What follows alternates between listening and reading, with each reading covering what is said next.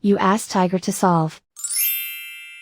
This deals with linear equations with one unknown. The final result is d equals 3. Let's solve it step by step. Simplify the expression. Group like terms. Combine like terms. Group like terms. Simplify the arithmetic.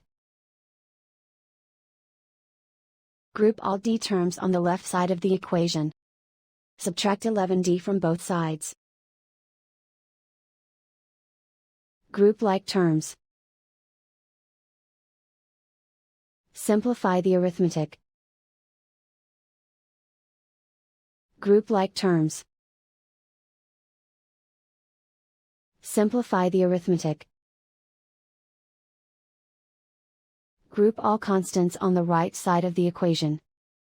Add 1 to both sides. Simplify the arithmetic.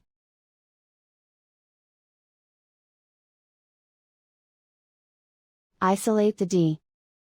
Divide both sides by -12. Cancel out the negatives. Simplify the fraction. Cancel out the negatives.